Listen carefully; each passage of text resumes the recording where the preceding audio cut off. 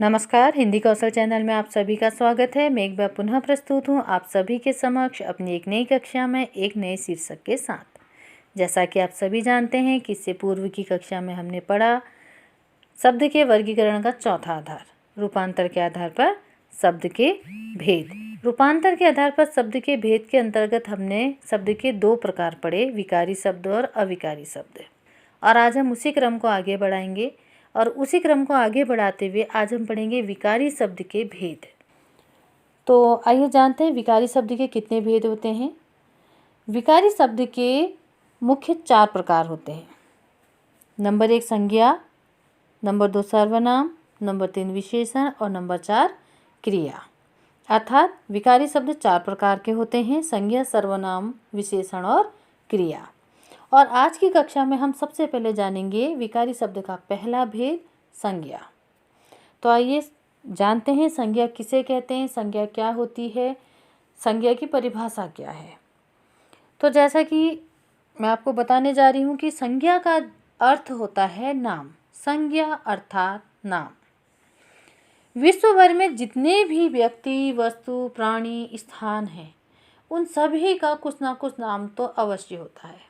और जब वही नाम हमें किसी एक विशेष की ओर इशारा करते हैं या किसी एक विशेष के लिए प्रयुक्त होते हैं तो उन्हीं नामों को व्याकरण की भाषा में संज्ञा कहा जाता है। ठीक है, यदि हम इसकी एक समुचित शब्दों में एक परिभाषा निश्चित करते हैं तो वह कुछ इस प्रकार की होती है कि किसी व्यक्ति, वस्तु, प्राणी, स्थान व भाव के नाम को संज्ञा कहते हैं। किसी व्यक्ति, वस्तु, प्राणी, स्थान व भाव के नाम को संज्ञा कहते हैं। जैसे मैं यहाँ पर कुछ उदाहरण देने जा रही हूँ, जैसे सुधा, हिमालय, मेज, हिरन, लखनऊ और हंसना। इनमें हमारे व्यक्ति, वस्तु, प्राणी, स्थान व भाव सभी के नाम सम्मिलित हैं। अब इसके बाद अगला प्रश्न उठता है, क्या संज्ञा के भी भेद होते हैं? हाँ, होते हैं। और जैसा कि इसकी परिभाषा है, इसकी परिभाषा के अनुसार ही संज्ञा के भेद निश्चित किए गए हैं। और इस आधार पर संज्ञा के 5 भेद होते हैं। अर्थात संज्ञा की परिभाषा के आधार पर ही संज्ञा के 5 भेद होते हैं। जैसे पहला है व्यक्तिवाचक संज्ञा, भाववाचक संज्ञा, जातिवाचक संज्ञा, द्रव्यवाचक या धातुवाचक संज्ञा, समूहवाचक या समुदायवाचक संज्ञा। अब इसके बाद हम संज्ञा के भेदों का सविस्तार अध्ययन करेंगे और सबसे पहले हम जानेंगे व्यक्तिवाचक संज्ञा।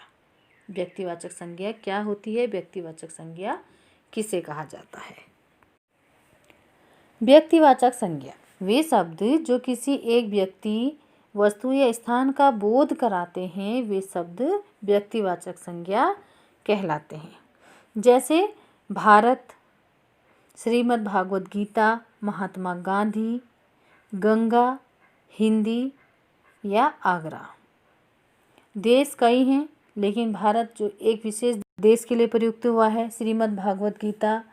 कई महान ग्रंथों में से हम एक के बारे में यहाँ पर बात कर रहे हैं, श्रीमद् भागवत गीता। और जैसे महात्मा गांधी, अन्य महापुरुषों के में से हमने एक महात्मा गांधी के विषय में हम यहाँ पर चर्चा कर रहे हैं। नदियाँ कई हैं लेकिन हमने यहाँ पर एक गंगा का नाम लिया। भाषाएं कई हैं लेकिन हमने हिंदी को प्रमुखता दी। स्थान कई हैं, शहर कई हैं, लेकिन हम यहाँ पर बात कर रहे हैं आगरा की। तो ये सभी जो हैं, ये शब्द जो हैं किसी एक देश, किसी एक पुराण, किसी एक महापुरुष या किसी एक नदी, किसी एक भाषा या किसी एक स्थान की ओर के लिए प्रयुक्त किए गए हैं। तो ये शब्द क्या कहलाएंगे? व्यक्तिवाचक संज्ञा कहलाएंगे, क्योंकि यहाँ पर किसी एक विशेष के बारे में बात की जा रही है, तो इसे व्यक्तिवाचक संज्ञा कहा जाएगा। अब इसके बाद संज्ञा का दूसरा भेद आता है भाववाचक संज्ञा। अच्छा, वे शब्द जो किसी प्रकार की मनोदशा, भावदशा व अवस्था का बोध कराते हैं, वे क्या कहलाते हैं? भाववाचक संज्ञा कहलाते हैं। या यूँ भी कहा जा सकता है कि जिस शब्द से किसी वस्तु अथवा व्यक्ति के गुण दशा, भाव, व्यापार, धर्म, अवस्था, स्वभाव का बोध होता है, वे सभी शब्द क्या कहलाते हैं? भाववाचक संज्ञा कहलाते हैं। जैसे यहाँ पर है मिठास, बचपन, ईमानदारी, मित्रता, थकावट और मानवता, ये सभी क्या हैं, ये गुण हैं, हमारे भाव हैं। जैसे मिठास क्या है, ये मिठाई का गुण है।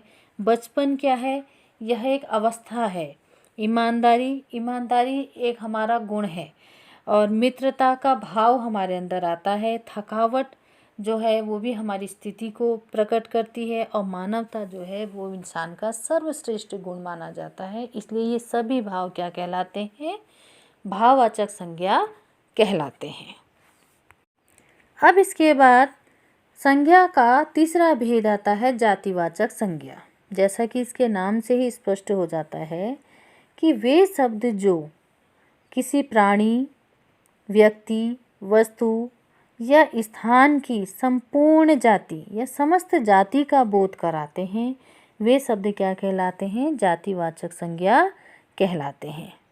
अर्थात जिस शब्द अथवा नाम से किसी व्यक्ति, वस्तु की समस्त जाति का हमें बोध होता है, उसे हम जातिवाचक संज्ञा कहते हैं। जैसे यहाँ पर कुछ उदाहरण हैं: विद्यालय, पशु, मनुष्य, पक्षी, किताब, पर्वत या बच्चे। इनसे हमें क्या पता चलता है कि हम पशु जाति के विषय में बात कर रहे हैं, या मनुष्य जाति के विषय में बात कर रहे हैं, पक्षी जाति के विषय में बात कर रहे हैं। किताब से हमें पता चलता है कि हम समस्त किताबों के बारे में बात कर रहे हैं। हमने विद्यालय शब्द का इस्तेमाल किया, यहाँ पर हमने किसी विद्यालय का नाम नहीं लिखा है, हमने केवल विद्यालय शब्द का प्रयोग किया है। विद्यालय अर्थात इसके अंतर्गत सभी विद्यालय आ जाते हैं। और वैसे ही यहाँ पर पर्वत कहा गया है, हिमालय पर्वत या कोई अन्य पर्वत का नाम नहीं लिया गया है, हमने पर्वत कहा है, तो पर्वत में सभी पर्वत आ जाते हैं। तो ये सभी शब्द क्या हैं, ये अब यहाँ पर हमने बच्चे कहा है, हर बच्चे का अपना अपना अलग अलग नाम होता है। तो बच्चे का हमने कोई नाम नहीं लिया, यहाँ पर हमने बच्चे ही कहा। तो बच्चे अर्थात संपूर्ण विश्व भर के बच्चे यहाँ पर एक शब्द में समाहित हो जाते हैं। तो ये सभी शब्द क्या कहलाएंगे, जातिवाचक शब्द संज्ञा कहलाएंगे, क्योंकि इनसे संपूर्ण जाति का बोध होता है। अब इसके बाद अगला आता है द्रव्यवाचक या धातुवाचक संज्ञा। वे शब्द जो किसी धातु या द्रव्य का बोध कराते हैं द्रव्यवाचक या धातुवाचक संज्ञा कहलाते हैं। जैसे सोना, तेल, कोयला, चांदी, पानी इत्यादि। ये सभी से हमें किसी द्रव्य का या किसी धातु का बोध होता है, तो ये सभी शब्द क्या कहलाएंगे, द्रव्यवाचक या धातुवाचक संज्ञा कहलाएंगे। अब इसके बाद आता है संज्ञा के भेद का अंतिम भेद, समूहवाचक संज्ञा या समुदायवाचक संज्ञा। वे शब्द जिनसे हमें किसी व्यक्ति, वस्तु के समूह का बोध होता है, वे समूहवाचक संज्ञा या समुदायवाचक संज्ञा कहलाते हैं। जैसे कि सेना कई व्यक्तियों का, कई सैनिकों का एक समूह है। कक्षा कई विद्यार्थियों का एक समूह है। परिवार कई व्यक्तियों का एक समुदाय है। अगला है गुच्छा। गुच्छा अर्थात अंगूर का गुच्छा, उसमें कई अंगूर एक साथ जुड़कर लगे होते हैं, तो वो क्या कहलाता है, गुच्छा कहलाता है।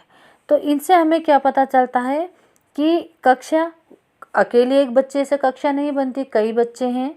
सेना एक सैनिक से सेना नहीं बनती, कई सैनिक हैं। परिवार एक सदस्य से परिवार नहीं बनता, कई सदस्य हैं। और गुच्छा एक अंगूर से गुच्छा नहीं बनता, कई सारे अंगूर हैं। तो जहाँ पर कुछ एक से अधिक, दो या दो से अधिक व्यक्ति या वस्तु मिलकर एक समुदाय या समूह का निर्माण करते हैं और उस पूरे समूह या समुदाय के लिए किसी एक शब्द का प्रयोग किया जाता है या उनके लिए एक शब्द प्रयुक्त किया जाता है, तो उनके परिचय के लिए एक शब्द प्रयुक्त किया जाता है, तो उसे हम क्या कहते हैं, समूहवाचक या समुदायवाचक संज्ञा कहते हैं। तो ये तो थी हमारी आज की कक्षा, जिसमें हमने पढ़ा कि संज्ञा किसे कहते हैं और संज्ञा क्या होती है, संज्ञा का अर्थ क्या है, और इसके बाद हमने पढ़ा कि संज्ञा के कितने भेद होते हैं। उसके बाद हमने संज्ञा के 5 भेदों का भी वर्णन किया। तो ये तो था हमारे आज की कक्षा, जिसमें हमने संज्ञा और संज्ञा के भेदों का वर्णन करा। और बहुत जल्द मिलते हैं अपनी अगली कक्षा में, जिसमें हम पढ़ेंगे विकारी शब्द का दूसरा भेद, सर्वनाम। तो इसी के साथ आज की कक्षा हम यहीं समाप्त करते हैं। आशा करती हूँ आपको हमारी आज की कक्षा अवश्य पसंद आई होगी। तब तक के लिए यदि आपको हमारी कक्षा पसंद आती है तो प्लीज़ इसे लाइक करें, शेयर करें और सब्सक्राइब करें। और एक बात मैं हमेशा कहती हूँ, हिंदी हमारी राष्ट्रभाषा है, हिंदी भाषा पर गर्व करें। धन्यवाद।